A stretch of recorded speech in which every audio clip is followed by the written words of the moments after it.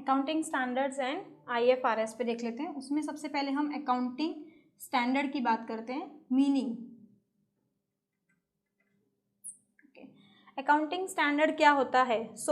Basically जैसे हम बात यहाँ पे किस चीज़ की कर रहे हैं, पूरे चैप्टर में फिनेंशियल स्टेटमेंट की बात कर रहे हैं कि हमें फिनेंशियल स्टेटमेंट जो है मतलब कि हमारे P&L अकाउंट और बैलेंस शीट जो हम प्रिपेयर करते हैं, ठीक है, तो वो हमने कैसे प्रिपेयर किया है, किस तरीके का फॉर्मेशन उसमें इम्प्लीमेंट हुआ है, तो वो सब कहाँ से होता है? अकाउंटिंग स्टैंडर्ड के थ्रू होता है। मतलब अकाउंटिंग स्टैंडर्ड के अंदर एक बेसिक रूल्स एंड रेगुलेशन को प्रिपेयर किया जाता है, एक पॉलिसी को प्रिपेयर किया जाता है, उसको एडॉप्ट करके उसको आपको फॉलो करके इम्प्लीमेंटेशन में लेकर आपका फिनेंशियल स्टेटमेंट को प्रिपेयर करना रहता है, ठीक है। सो बेसिकली AS मतलब अकाउंटिंग स्टैंडर्ड का मीनिंग ये रहेगा कि बेसिकली आपके पास कुछ रूल्स एंड रेगुलेशंस हैं, ठीक है, जो पॉलिसीज़ हैं उसको फॉर्मली फ्रेम्ड किया हुआ है, उस पॉलिसीज़ को एडॉप्ट करके उसको फॉलो करके आपको उसका फिनेंशियल स्टेटमेंट को प्रिपेयर करना है। ये आपकी क्या रिक्वायरमेंट है, किस लिए आपको करना होता है? क्योंकि अगर अलग अलग फर्म अलग अलग स्टैंडर्ड या अलग अलग पॉलिसीज़ को इम्प्लीमेंट करेगी तो किसी का भी एक्यूरेट डेटा हमें मिलेगा नहीं, ठीक है। तो अगर एक ही पॉलिसी को सभी लोगों ने अडॉप्ट किया होगा और उसी पॉलिसी के हिसाब से उन्होंने इम्प्लीमेंट करके फिनेंशियल स्टेटमेंट को प्रिपेयर किया होगा तो हमें ईजीली रहेगा कि उसकी फिनेंशियल पोजीशन, जो उसका जो परफॉर्मेंस है उसको एनालाइज करना, उनकी पोजीशन क्या है उसको ऑब्टेन करना और कौन सी कंपनी किस लेवल पे ग्रो कर रही है वो सब कुछ एनालाइज करना ईजी रहेगा। तो अकाउंटिंग स्टैंडर्ड हमें क्या हेल्पफुल रहता है कि उसको एडॉप्ट करके उस पॉलिसी के थ्रू हम फिनेंशियल स्टेटमेंट को प्रिपेयर कर सकेंगे। सो आपने मीनिंग समझ लिया, अभी उसका कॉन्सेप्ट देख लेते हैं। जो कॉन्सेप्ट है अभी उसको कौन एडॉप्ट करेगा, ठीक है, जो हमारे चार्टेड अकाउंटेंट्स हैं वो उसको एडॉप्ट करेंगे, उसको एडॉप्ट करके उसको फॉलो करके उसी के हिसाब से वो लोग हमारा फिनेंशियल स्टेटमेंट जो है उसको प्रिपेयर करेंगे। क्योंकि बेसिकली जो फिनेंशियल स्टेटमेंट है वो कौन प्रिपेयर करता है? चार्टेड अकाउंटेंट जो होते हैं कंपनीज के, वही प्रिपेयर करते हैं। तो उनको सबसे बेसिकली पता होनी चाहिए कि अकाउंटिंग स्टैंडर्ड्स क्या होते हैं, कितने होते हैं और उसकी पॉलिसी क्या है, और उसी तरीके से वो लोग इम्प्लीमेंट करके फिनेंशियल स्टेटमेंट को प्रिपेयर करते हैं। अब basically accounting standard in India, ठीक है, तो इंडिया के अंदर आपके टोटल ही अकाउंटिंग स्टैंडर्ड जो है वो नियरली कितने हैं? 29 अकाउंटिंग स्टैंडर्ड्स है। वो 29 अकाउंटिंग स्टैंडर्ड्स की जो पॉलिसीज़ है, किस तरीके से उसको बनाया गया है, वो सभी को पढ़ के ध्यान में रखकर उसी तरीके से हमारा फिनेंशियल स्टेटमेंट जो है वो प्रिपेयर होता है। एग्जांपल, सपोज कि आपके पास जो फिक्स असेट्स है, ठीक है, तो फिक्स असेट्स के अंदर आपको डेप्रीशिएशन को डिडक्ट करना रहता है ईच ईयर, राइट। तो डेप्रीशिएशन को रिड्यूस करने के लिए आपको पता है कि दो मेथड है, straight line method and reducing balance method, ठीक है। तो हमें किस चीज़ के ऊपर स्ट्रेट लाइन मेथड को यूज़ करना है, किस चीज़ के ऊपर रिड्यूसिंग बैलेंस मेथड को यूज़ करना है और एग्जैक्टली किस परसेंटेज में इम्प्लीमेंट करना है, तो ये सब चीज़ें आपको जैसे कि सम में आपको डिटेल्स में दिया हुआ रहता है, राइट, कि आपको स्ट्रेट लाइन मेथड यूज़ करनी है तो आप वो मेथड को अडॉप्ट कर लेते हो। फिर आपको बता दिया जाता है कि आपको 10% 15% को क्राइटेरिया को ध्यान में रखना है तो आप उतना ही डिडक्ट करके उसकी वैल्यू को ऑब्टेन कर लेते हो। बट इन प्रैक्टिकल लाइफ तो उसमें कैसा होता है कि जो चार्टेड अकाउंटेंट्स हैं वो चार्टेड अकाउंटेंट्स को एज पर अकाउंटिंग स्टैंडर्ड, ठीक है, जो पॉलिसी है उस टाइम पे किस चीज़ पे कौन सा डेप्रिसिएशन का मेथड इम्प्लीमेंट होगा वो ध्यान में रखना है, और उसी के साथ साथ कितना रेशियो मतलब कितना परसेंटेज डिडक्ट करने की क्राइटेरिया को डिस्कस किया हुआ है, उन सभी चीज़ों को, उन सभी पॉइंट्स को डिस्कस करके इम्प्लीमेंट करके आपका फिनेंशियल स्टेटमेंट प्रिपेयर होता है, ठीक है। अभी अगर ये पॉलिसी नहीं होती तो क्या होता कि किसी ने स्ट्रेट लाइन मेथड यूज़ की हुई है, किसी ने रिड्यूसिंग बैलेंस मेथड यूज़ करी हुई है, तो सबके फिक्स असेट की जो वैल्यूज़ आएंगी वो क्या आएंगे? फ्लक्चुएटिंग रहेंगे, हमें एक्यूरेट वैल्यू नहीं पता चलेगी। किसी की असल में फिक्स असेट का जो वैल्यूएशन होगा ज़्यादा होगा पर वो उसने मेथड सही एक्यूरेटली इम्प्लीमेंट नहीं करी, जिसकी वजह से उसकी वैल्यूएशन कम दिखाएगी। तो कम दिखाने की वजह से क्या हो जाएगा, उसका जो बैलेंस शीट है, उसका जो परफॉर्मेंस है वो एक्यूरेट मिलेगा नहीं, तो हमें उसकी फाइनेंशियल पोजीशन किस तरीके से चल रही है वो पता चलेगा नहीं। सो बेसिकली अकाउंटिंग स्टैंडर्ड हमें क्या हेल्पफुल रहता है कि हम उस पॉलिसी को अडॉप्ट करें और उसी के तरीके से हम उसको इम्प्लीमेंट करके हमारा फाइनेंशियल स्टेटमेंट प्रिपेयर करेंगे, ठीक है। सो इंडिया के अंदर हमारे अकाउंटिंग स्टैंडर्ड कितने हैं? नियरली 29 हैं, जिसमें से AS 8 जो है वो विड्रॉन किया हुआ है, ठीक है। तो इन सभी को चार्टेड अकाउंटेंट इम्प्लीमेंट करके प्रिपेयर करेगा। अब आपकी बुक में जितने भी अकाउंटिंग स्टैंडर्ड है, ठीक है, वो सभी शेड्यूल मतलब पूरा स्टेटमेंट बनाकर प्रिपेयर करके दिए हुए हैं, जिसका PDF आपको स्टडी नोट्स में अवेलेबल रहेगा, आप उसमें से उसको रीड कर सकते हैं। Now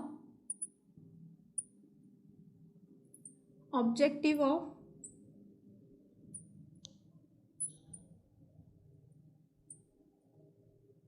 accounting standard. So objective of accounting standard, जैसे हम डिस्कस करते जा रहे हैं कि अकाउंटिंग स्टैंडर्ड क्या है, उसका कॉन्सेप्ट क्या है, ठीक है। सो हमारा जो IAS है, ठीक है, कंपनीज एक्ट के थ्रू, उसी के अंदर ये सारे के सारे अकाउंटिंग स्टैंडर्ड्स को प्रिपेयर किया हुआ है। तो उसको इम्प्लीमेंट करके जब हम बनाएंगे तो सभी वैल्यूज़ क्या मिलेगी हमें, एक्यूरेट है। तो सबसे पहला ऑब्जेक्टिव क्या है कि वो ट्रस्टवर्दी है, उसको हम ट्रस्ट करके उसको अडॉप्ट करके हमारा स्टेटमेंट प्रिपेयर कर सकते हैं, जिसके थ्रू हमें एकदम एक्यूरेट वैल्यू को ऑब्टेन होगा। सेकेंडली, हमें जो यूनिफॉर्मिटी है वो टोटली मिलेगी, क्यों, हमने उसी एक स्टैंडर्ड अकाउंटिंग को फॉलो करके हुए उसको पूरा का पूरा प्रिपेयर किया हुआ रहेगा। थर्ड, ट्रांसपेरेंसी रहेगी, ठीक है, और स्टार्टिंग से ही जब हम उसको अडॉप्ट करेंगे तो हमारा अकाउंटिंग जो है वो काफ़ी ईजी और एक्यूरेट बनता रहेगा। अभी हमने देखा कि अकाउंटिंग स्टैंडर्ड्स क्या होते हैं, अब हम देखेंगे हमारा IFRS। सबसे पहले उसका फुल फॉर्म देख लेते हैं।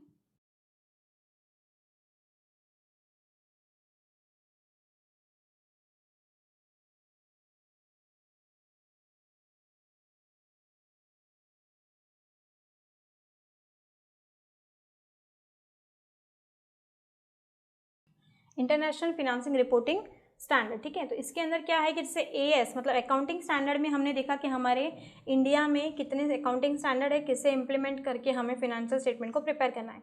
बट अगर हम पूरे वर्ल्ड की बात करें, ठीक है, तो हमारे जो पूरे वर्ल्ड में अगर हमारा कंपनी अकाउंट जाना चाहिए तो उसके थ्रू हम क्या ऐसा करेंगे कि हमारा जो बेसिक कॉन्सेप्ट है वो हम सबके लिए अंडरस्टैंडेबल रहेगा। तो उसके लिए क्या है, इंटरनेशनल फिनेंसिंग रिपोर्टिंग स्टैंडर्ड, जिसके थ्रू हमें उसको इम्प्लीमेंट करके हम हमारा कंपनी अकाउंट को ग्लोबल लेवल पे रिप्रेजेंट कर सकते हैं, और उसके थ्रू चाहे वो कहीं भी कोई भी कंट्री होगी तो उसके लिए वो काफ़ी इजी रहेगा कंपेयर करने के लिए, और ये चेक करने के लिए कि वो कंपनी का ग्रोथ परफॉर्मेंस किस तरीके से चल रहा है, उसके शेयर्स किस तरीके से चल रहे हैं। हमें कि उन लोगों के लिए भी ईजी रहेगा ये जानने के लिए कि हमारी कंपनी में किस जगह पे उनको इन्वेस्ट करना सही रहेगा।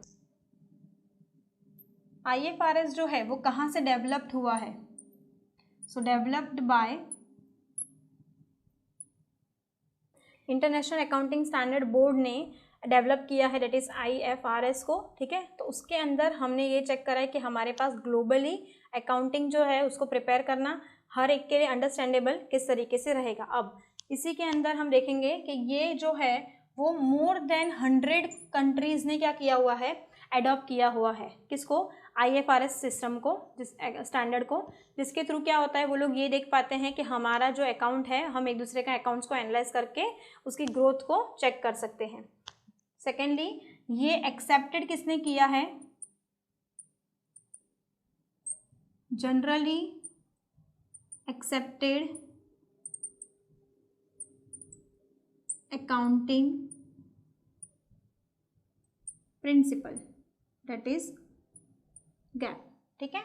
तो इनके थ्रू वो क्या हुआ है, एक्सेप्ट हो चुका है, और एक्सेप्ट होने के साथ साथ उसको इम्प्लीमेंट ये लोग ही करेंगे, ताकि क्या होगा, हमारे जो अकाउंटिंग्स हम बना रहे हैं वो उसके लिए यूजफुल रहे, सबके लिए अंडरस्टैंड करना एकदम ईजी रहे। तो ये मेन पर्पस जैसे अकाउंटिंग स्टैंडर्ड का हमने देखा वो क्या है, इसलिए पॉलिसी को बनाया गया है ताकि सभी लोग उसी एक ही पॉलिसी को अडॉप्ट करें और उसी की तरीके से उसको फंक्शन करके इम्प्लीमेंट करके हमारा फिनेंशियल स्टेटमेंट को प्रिपेयर करें। ये हो गया इंडिया के लिए, बट अगर अदर देन कंट्रीज जो इंडिया के अलावा है, तो ग्लोबल लेवल पे अगर उसको हमें रिप्रेजेंट करना है तो उसके लिए हमें क्या करना है, IFRS के थ्रू जो अकाउंटिंग पॉलिसीज़ को बनाया गया है उसको अडॉप्ट करना है, उसी के थ्रू हमें हमारे कंपनी के बैलेंस शीट को मतलब कि फिनेंशियल स्टेटमेंट को प्रिपेयर करना है, जिसके थ्रू अदर कंट्रीज़ भी उसको अच्छे से एनालाइज कर सके और उसको अंडरस्टैंड कर सके। आपकी बुक में टोटल 9 IFRS दिए हुए हैं, कितने दिए हुए हैं, टोटल 9 IFRS दिए हुए हैं, ठीक है। तो आपको अगर उसको पढ़ना है तो सेम आप अपने स्टडी नोट में से उसको देख सकते हैं कि टोटल IFRS क्या है, ठीक है, और उसके थ्रू आप ये एनालाइज कर सकते हैं कि हमारे पूरे ग्लोबल लेवल पे जो अकाउंटिंग पॉलिसीज़ हैं वो किस तरीके से फ्रेम्ड की हुई। लास्टली, जितने भी अकाउंटिंग स्टैंडर्ड्स यहाँ पे हमने देखे हैं और आपकी बुक्स में जो 29 अलग अलग अकाउंटिंग स्टैंडर्ड दिए हुए हैं और IFRS जो 9 दिए, जो हमने एक्सप्लेन नहीं करें, आपको सिर्फ कॉन्सेप्ट समझाया है, बट उसके अंदर डिटेल में हमने एक्सप्लेन इसीलिए नहीं करें क्योंकि वो आपके एग्जाम्स में पूछे नहीं जाते हैं। बट अगर आपको उसके बारे में और अवेयरनेस चाहिए, नॉलेज चाहिए, तो आप उसको अपने स्टडी नोट्स में से पढ़ सकते हो।